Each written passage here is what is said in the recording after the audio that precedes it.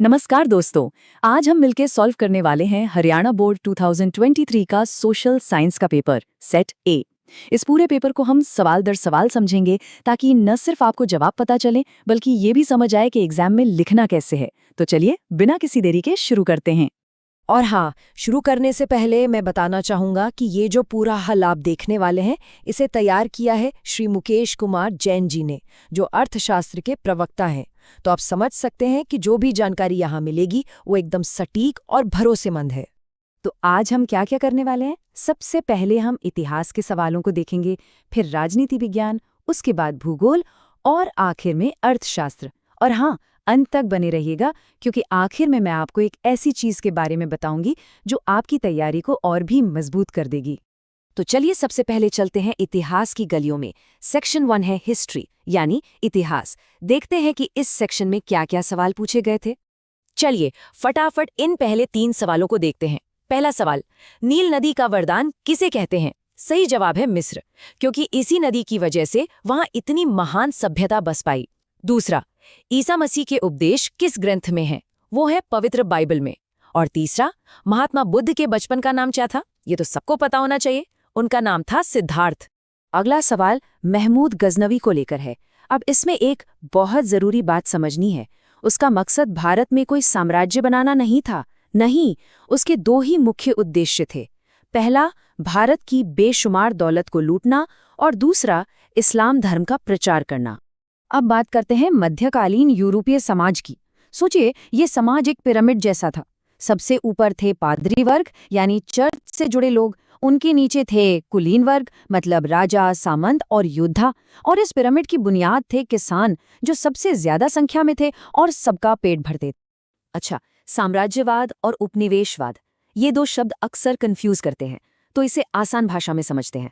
साम्राज्यवाद एक सोच है, एक पॉलिसी है कि हमें दूसरे देश पर अपना कंट्रोल करना है, और उपनिवेशवाद उस सोच का एक्शन है, मतलब असल में जाकर उस देश में बस जाना और उसके संसाधनों पर कब्जा कर लेना।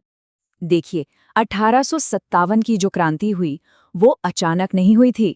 वो तो सालों से जमा हो रहे गुस्से का नतीजा थी। इसके पीछे कई कारण थे, राजनीतिक, आर्थिक, सामाजिक और सैनिक कारण भी थे। और फिर वो जो चर्बी वाले कारतूसों की घटना हुई, उसने तो बस उस गुस्से की आग में घी डालने का काम किया। चलिए इतिहास से निकलकर अब बात करते हैं राजनीति विज्ञान की। ये सेक्शन हमें बताता है कि हमारा देश और दुनिया की सरकारें कैसे काम करती हैं और हमारे अधिकार क्या हैं। तो इस सेक्शन के कुछ फटाफट जवाब देख लेते हैं। श्रीलंका कब आजाद हुआ? 1948 में, भारत के ठीक 1 साल बाद। साथ आकर संघ बनाने का सबसे अच्छा उदाहरण है अमेरिका। भारत में महिलाओं को आरक्षण कहाँ मिलता है? ये मिलता है पंचायती राज संस्थाओं में। अच्छा, राजनीतिक पार्टियों को रजिस्टर कौन करता है? ये काम है भारत के चुनाव आयोग का। और अमेरिका में नागरिक अधिकारों का आंदोलन किसने चलाया? वो थे महान मार्टिन लूथर किंग जूनियर। ये देखिए, ये चार्ट बेल्जियम की भाषाई बनावट को कितने अच्छे से दिखाता है। करीब 59% लोग डच बोलते हैं, 40% फ्रेंच और सिर्फ 1% जर्मन बोलते हैं। अब आप सोच सकते हैं कि इतने अलग अलग भाषा बोलने वाले लोगों के साथ एक देश चलाना कितना मुश्किल होगा, पर बेल्जियम ने ये करके दिखाया। बहुदलीय व्यवस्था, इसका क्या मतलब है? इसका सीधा सा मतलब है एक ऐसा सिस्टम जहां चुनाव में 2 से ज्यादा पार्टियां हिस्सा लेती हैं और फिर या तो कोई एक पार्टी जीतती है या कई पार्टियां मिलकर सरकार बनाती हैं। इसका सबसे बढ़िया उदाहरण हमारा अपना देश भारत है। तो अब तक हमने इतिहास और राजनीति की बात की। चलिए अब जरा अपने देश की जमीन से जुड़ते हैं।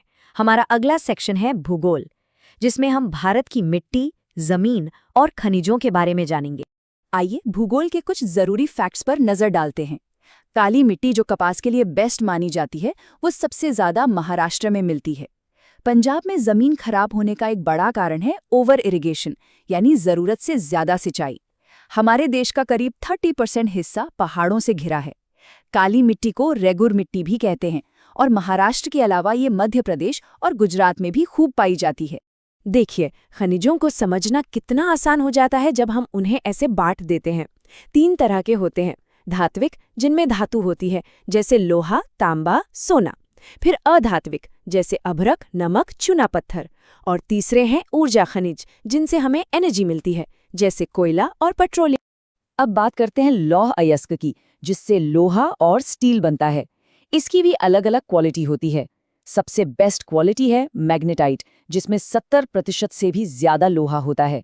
उसके बाद आता है हेमेटाइट, जो इंडस्ट्री में सबसे ज्यादा इस्तेमाल होता है। लिमोनाइट और सिडराइट थोड़ी कम क्वालिटी वाले अयस्क माने जाते हैं।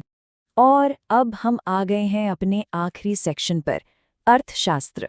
ये वो सब्जेक्ट है जो सीधा सीधा हमारी रोजमर्रा की जिंदगी, हमारी जेब, नौकरी और हमारे अधिकारों से जुड़ा है। जब हमें पैसे यानी कर्ज की जरूरत पड़ती है, तो हमारे पास दो रास्ते होते हैं। एक है औपचारिक स्रोत, जैसे बैंक। ये सुरक्षित होते हैं क्योंकि इन पर सरकार की नज़र होती है और ब्याज भी कम होता है। दूसरा रास्ता है अनौपचारिक स्रोत, जैसे साहूकार या दोस्त रिश्तेदार। यहाँ ब्याज बहुत ज्यादा हो सकता है और कोई नियम कानून नहीं होता। प्रच्छन्न बेरोजगारी या छिपी हुई बेरोजगारी, ये क्या होती है? चलिए एक उदाहरण से समझते हैं। मान लीजिए खेत में काम करने के लिए सिर्फ 5 लोगों की जरूरत है, पर वहाँ 8 लोग काम कर रहे हैं। तो वो जो 3 फालतू लोग हैं, वही छिपे हुए बेरोजगार हैं। मतलब वो काम करते हुए तो दिख रहे हैं, पर उनके होने या न होने से पैदावार पर कोई फर्क नहीं पड़ता। हम सब एक उपभोक्ता हैं। जब भी हम बाजार से कुछ खरीदते हैं, तो हमें कुछ अधिकार मिलते हैं ताकि हमारे साथ धोखा ना हो।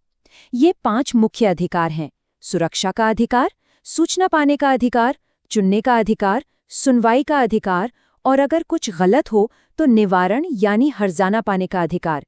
इन्हें हमेशा याद रखना चाहिए। तो दोस्तों, हमने ये पूरा पेपर हल कर लिया है। एक बात हमेशा याद रखिए, पिछले साल के पेपर्स को सॉल्व करना सिर्फ प्रैक्टिस नहीं है, ये तो एक तरह से एग्जाम का पैटर्न और ज़रूरी टॉपिक्स को समझने का सबसे अच्छा तरीका है। तो अब सवाल ये उठता है कि इस तैयारी को और भी बेहतर और भी मजबूत कैसे बनाया जाए? इसका जवाब बहुत आसान है। इस पूरे सॉल्व्ड पेपर की एक बहुत ही शानदार PDF हमने तैयार की है, जिसे आप डिस्क्रिप्शन बॉक्स में दिए गए लिंक से डाउनलोड कर सकते हैं।